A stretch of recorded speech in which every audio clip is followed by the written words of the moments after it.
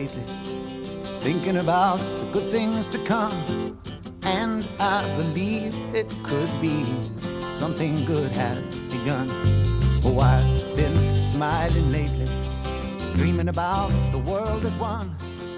And I believe it could. Well, good morning, and it's our Wednesday morning midweek. We've already had a little bickering here. This is take two. He's telling me what my story is. This is take two because I was trying to help her out a little bit. So anyway, last couple of weeks we've been running over what it means to be a seller and what are some things that will help you sell your house at a good price. And we thought we'd take a break from that today and just give you a little background into Amy and Brent, you know, who we are. We've obviously have a few decades under our belt, and what did those include? Winnie, knock it off. Besides the dog. So Just like throwing. you want to kick it off? Sure. I grew up in Erie, Pennsylvania, and it's where it is. Yeah, I mean, it was a great place to grow up. There was a beach on the lake we always went to, but it was hot, it was cold, and it was humid. And I wonder if we have any viewers from Erie. we will find out, I'm sure. Yeah, okay. Let us know if you're from Erie. You can't just let me talk. You notice No, that? I can't. Anyway, so went to college for dental hygiene in West Virginia, and if anybody from West Virginia, it was West Liberty. And then, I'm sorry, I say a lot. Came out to see the World's Fair in Spokane in 1974. Everybody was going cross country. It was a Hippieville time. And get here, got a job in hygiene, and I had always loved airplanes. Grew up just walking distance to the approach, and I would be underneath there and watch the planes land. So on a wild idea, I went to Boeing Field and signed up to learn to fly, and it came pretty naturally. So I ended up getting my private, my commercial, my instrument rating, and I became a flight instructor. And it was wonderful. It was wonderful. I loved it. And then I got married, and that sort of puts a cold blanket. You know, first you got life insurance, and then you have kids, and Four and then kids. you have responsibilities, and you can't just play. So I haven't really flown much since. And then in '08, I took the realtor course, and we moved up here, and that's where it all started. The end. Your turn. So, I'll brace myself. yeah. No, I grew up in Southern Oregon. I'm a Southerner, Medford and Ashland area, and I am the youngest of 13.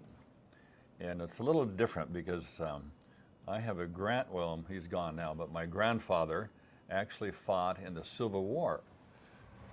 You know, it's like, what? Yeah, under Philip Sheridan. And so how does that work, you might say? Because I have a half-sister born in 1904. I met her once, but that's about it.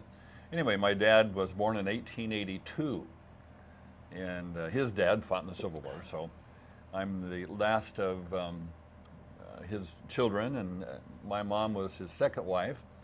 She was 22, he was 44, so that kind of explains that. And he passed away when I was 5. So anyway, that's I could be the last remaining grandchild of a Civil War veteran. Who knows? If any of you are have a story to match mine, let me know. I'd like to meet you, at least on the phone or something. But anyway, so I grew up, our family was very church-oriented. We went to church 3 to 4 times a week, you know, Sunday morning, Sunday night, Wednesday night prayer meeting, and sometimes another event. And so my mother was pretty committed to having her boys be in the ministry. So I have an older brother that was in the pastorate. I went to Bible college and seminary, Fuller Seminary in Pasadena, and graduated from there, and was pastoring a small church. And I had an opportunity to work for a group called the Navigators in Seattle. And so I moved to Seattle, and my roommate up there says, I have a friend of mine I think you might like to meet. It was her. And I'd already scoped her out unknowingly because we'd been at a conference together. And I don't know what your experience, guys, with your wife was, but I took one look at her during the coffee breaks, and I was struck. I was speechless. And so, Which is a rarity. which is a rarity for me. So I just stared at her, like a weirdo. And at least I had the good sense to find a very large participant in the conference during coffee breaks so I could position him between Amy and me. And anytime she would turn my direction, I'd duck behind this big guy because I was quite a bit more narrow Shy? than he was. I wasn't shy. I was just struck. I was dumbfounded. I had no clue. Yeah. So anyway, one thing led to another, and here we are. So, we pastored a couple of churches, and finally retired from that about 20 years ago, and then I painted houses for 20 years, on and off.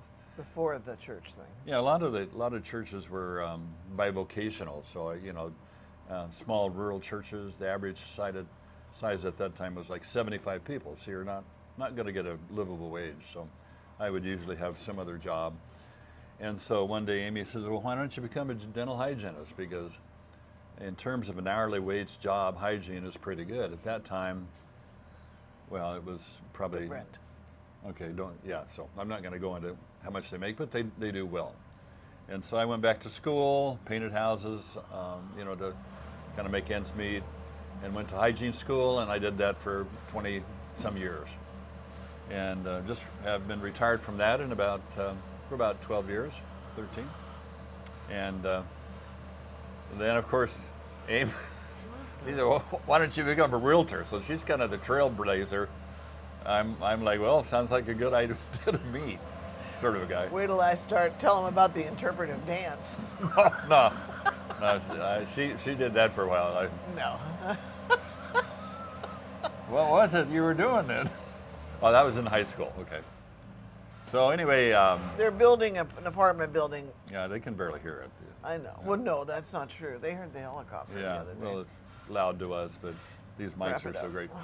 So anyway, been doing real estate for about 12 years. I'm a pretty good realtor. Amy is a great realtor. She's amazing. So anyway, we have a good system worked out where we work together. And about 3 years ago, Logan, our son, says, you guys gotta, he's much more technical than we are. He knows how to work the phone and, that kind of stuff. I'm still learning on my phone. Amy shows me all the time, hey, did you know you could do this? Like, wow. So he suggested we do this YouTube channel, and we're in our third year now. Have we finished our third year? No. And it was pretty slow initially. I mean, they're all on YouTube. You can go back and look at them. They're a little rough at the start of that. So anyway, we just love Port Angeles, and we've become, I think, one of our... And Sequim. And the whole North Olympic Peninsula. And that's probably one of our greatest assets, that we are avid fans and rooters for North Olympic Peninsula. Beautiful place, best place on the earth to live. We've been on, both of us have been over. Earth is a little big. We don't know about Kazakhstan The earth is a little big. to be the best. We haven't been all over the world, just disclaimer. Yeah. But I have been to Switzerland, and it's pretty cool. So we're kind of right up there. I don't know, we're not quite as cool as parts of Switzerland, Okay. in my opinion. But anyway, you want to add anything to that? No, it's the day before Thanksgiving, and are you going to get this out today? Yeah. So have a wonderful